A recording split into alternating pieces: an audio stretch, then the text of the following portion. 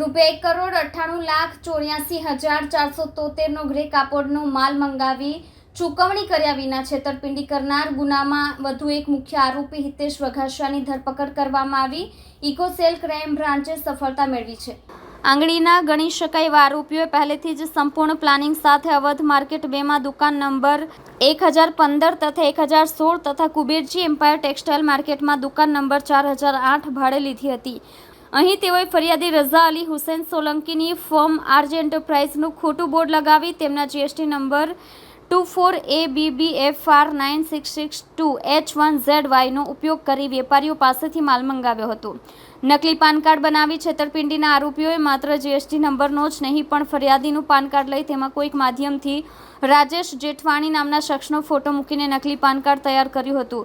ત્યાર પછી તેમના નામે વેપાર શરૂ કરી કાપડના જથ્થાબદ્ધ ઓર્ડરો આપીને પેમેન્ટ કર્યા વગર દુકાન બંધ કરીને નાસી ગયા હતા।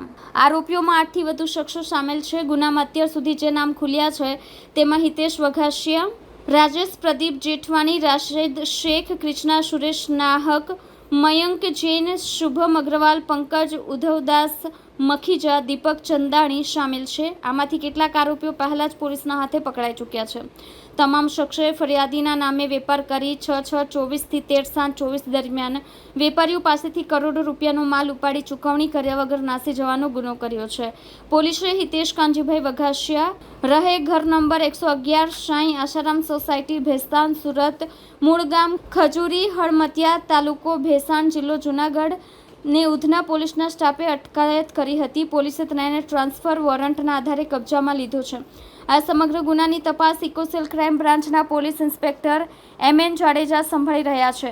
આરોપીઓ એકબીજાની મદદથી પૂર્વ આયોજિત કાવતરું રચી મોટા પ્રમાણમાં છેતરપિંડી કરી હોવાને લઈને દરેક સામે આઈપીસી કલમ 419, 420, 465, 467, 468 અને 471, 120B હેઠળ ગુનો નોંધાયો છે।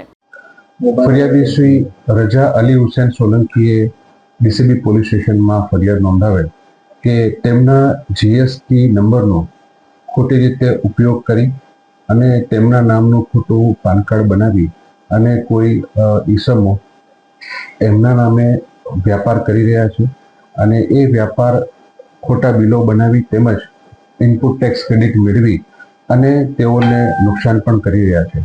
જે અનુસંધાને ફરિયાદ નોંધી અને તપાસ ચાલુ કરે તે દરમિયાન 2 આરોપીઓની ધરપકડ કરવામાં આવેલ અને આરોપી જે નાસ્તો કરતો હતો હિતેશ વઘાસિયા કે જે આ પ્રકારના ગુનામાં તેની મુખ્ય આરોપી તરીકેની સંડોવણી છે તેની ધરપકડ કરવામાં આવેલ છે।